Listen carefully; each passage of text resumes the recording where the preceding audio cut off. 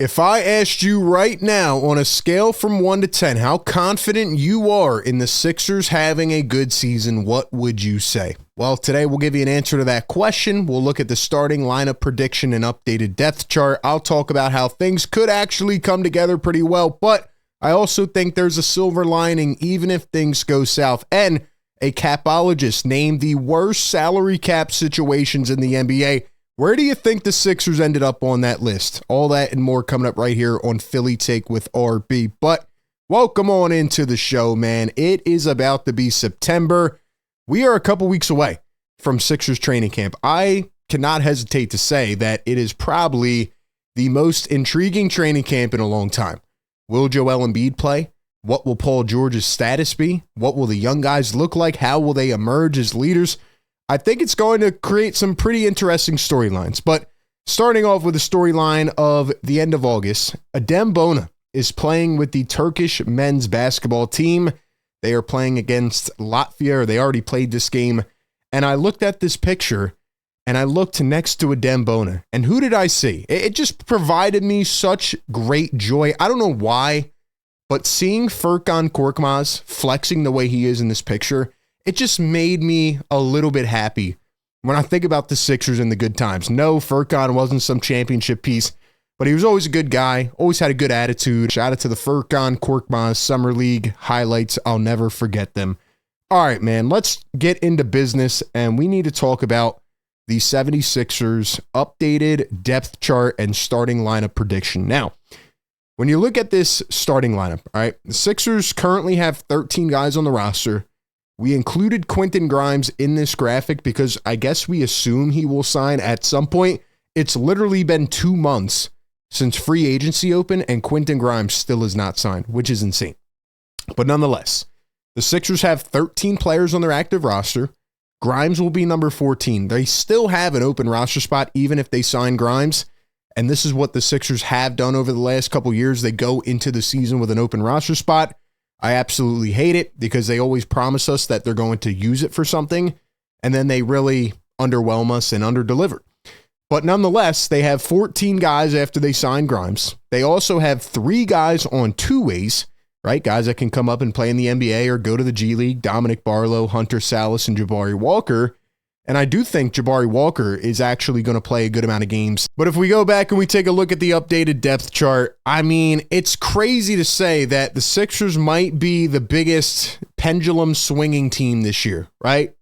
As we always say, if they are healthy and if guys play, they can be, a 50, 55 win team. But if they stay course with what they've done, and Joel Embiid does not play many games, which a lot of people do not expect him to do, and Paul George does not play a lot of games, which a lot of people do not expect him to do, this could end up being a 30-win team again, simply put, right? They have a top 4 protected pick. Who knows? Maybe they could end up snagging that back if things go south early.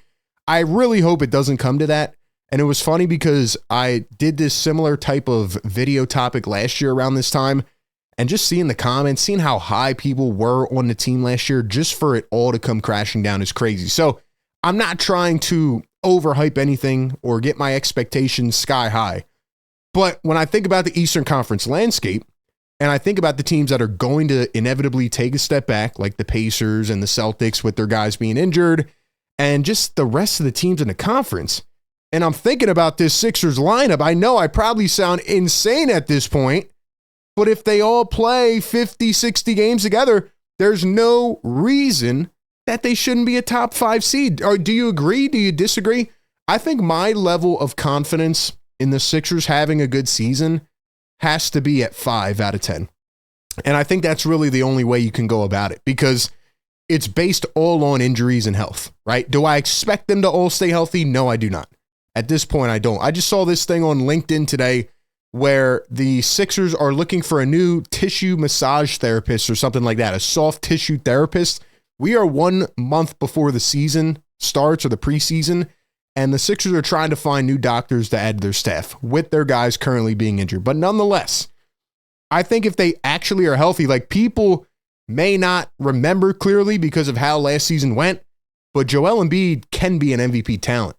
And Paul George still can be a really good third option, but Again, it's the Sixers and the injury curse, and we just don't know. However, there is a silver lining, all right? And obviously, we see Ricky Council down here at the bottom. He has been waived. That's why they have 13 players, not 14 right now. But even if Paul George and Joel Embiid go down, I still think with another year of experience, with the talent of these young players, if they stay healthy, that this could still be a team that at least makes the play-in tournament, or maybe like a 7 or 8 seed. Like, you think about Tyrese Maxey, I expect him to really be that guy and take another step this year and lead. If Jared McCain can stay on the floor, I mean, seeing what he did in that sample size, you have VJ Edgecombe, who did an interview yesterday. We'll talk about that in a few days.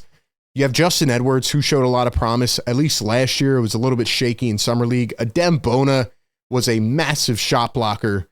And you draft Janai Broom as well. Like, you have a lot of young guys on his team that have shown promise, that have shown that given ample opportunity, given the ability to play every night, they can make some noise. So I think even if things go downhill, and a lot of people believe they will with Paul George and Joel Embiid, I think the Sixers, again, have built a pretty good core, like a good blueprint for the next phase. It's not like completely starting over. And, you know, we see like some of the youngest teams are the ones playing in the conference finals and the finals. And, you know, part of it, again, is just about getting younger and keeping your guys healthy. So I think no matter what, this should be a much better season because we'll get to see the youth in action. We'll get to give them a lot of opportunity no matter how it plays out, whether everybody's healthy and it's a playoff team or if those are the guys leading and just learning how to be those guys early on. So I think no matter what, we are set up for a much better season. I hope it sticks the course with that. But what do you think about this lineup? I still do not feel good about the power forward position, even if Joel and PG are healthy. No offense to Trendon Watford, but I think, you know, Jabari Walker could end up winning that. I still think they need to go out and make another move for a power forward. I don't know how they do it now with the guys available.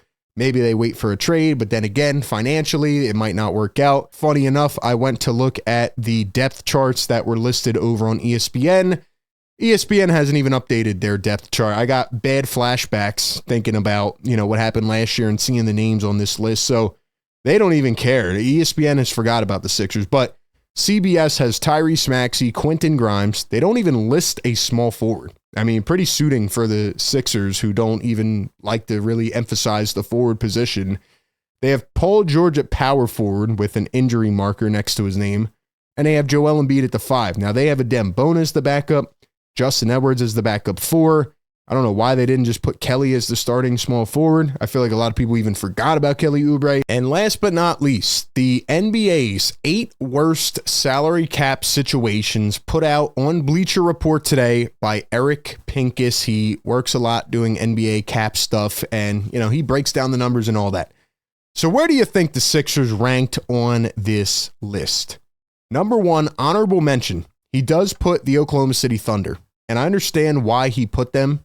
Just because, you know, they just paid SGA a huge contract, and in a couple years, they're going to have to work some things out, but they have time to do that. They have a couple other teams in here, but they have the Knicks at number 8, the Timberwolves at number 7, the Cavs at number 6, the Nuggets at number 5, the Celtics at number 4, even though they've done good work to get below the second apron this offseason, the Phoenix Suns at number 3, and I definitely would have had the Suns in my top 3. The Sixers also would have been in my top 3. But if we look at number 2, they have the Orlando Magic, a little bit of a surprise for me. And number 1, the Philadelphia 76ers. I guess maybe after the Suns finally started to make moves in the other direction and start to get off some money, then yeah, maybe you could put the Sixers at number 1. It just really is crazy to say and to think, like, couple years ago, the Sixers were making game 7s in the second round every year, even though it ended in total heartbreak. I mean, they were right there. You know, they were so close, inches away. But as we always say, windows are short now in sports, and you have to capitalize on opportunities when you have them. And now, a couple years later, we're sitting here calling the Sixers the worst cap situation in the NBA. And as he says here, he starts off right out of the gate. Sixers hit last offseason with more flexibility and more cap space than anybody in the NBA. And here they are 1 year later, and they have the worst flexibility. And they signed Joel Embiid to an extension knowing he was hurt after consulting with 9 doctors. And then they gave Paul George a max contract. And I know a lot of people are short-sighted in this situation. I always say that the Joel Embiid extension was worse than the Paul George signing because we knew Joel Embiid was hurt. Like, you brought Paul George in to be that third guy with Joel and with Tyrese. And as much as I like Joel Embiid, and look, I'm probably one of his last supporters, and I'm riding until the wheels fall off. As much as I love Joel Embiid, it just does not make any sense from a business standpoint to pay a guy for that many years and to tie this team up, especially with how the league is trending under the new collective bargaining agreement, when he's already had so many injury concerns and is currently hurt when you pay him. I just think that's bad business. That's like paying a Hall of Fame player when they're 42 because they were a Hall of Fame player. Like, you just can't do that, as much as the emotional ties there. In the worst case scenario, Embiid is forced to retire due to persistent knee issues, which would eliminate his remaining $248 million from the team's books. That would be a devastating end to his career, given that a couple years ago, he was arguably the best player in the league. Thank you, Eric. He'd still get his salary, but the Sixers' financial picture would change significantly. And I hate that it has to come to this, man. I feel bad even saying this, but if Joel is not healthy again, and say he goes out and plays, 20 games this year, I mean, would you be mad if he medically retired? I mean, he's put so much in, and the team has never done enough to surround him the right way. And they've wasted another MVP generational talent the same way they wasted a lot of Allen Iverson's career. But if this is the best way to help relieve some cap space, I mean, we'll see what happens this year, but it might go down that road. It might. Philadelphia's fast downturn from flexibility to a bloated set of books is a cautionary tale. Tell me about it, Eric. That's crazy, man. Sixers have the worst salary cap situation in the NBA, and it's because they're still trying to go left when the rest of the NBA is going right. Daryl Morey still believes that winning with 3 stars is the way to go, and it could really, really end up in an ugly mess this season. But do you agree or do you disagree? Do the Sixers have the worst salary cap situation in the NBA? Give me your thoughts on that and the Sixers' projected starting lineup. Do you think they could be dangerous? Let me know all your thoughts down below. Appreciate everybody for tapping in. Be sure to like, comment, and subscribe. That being said, I'll catch you all on the next one. Peace.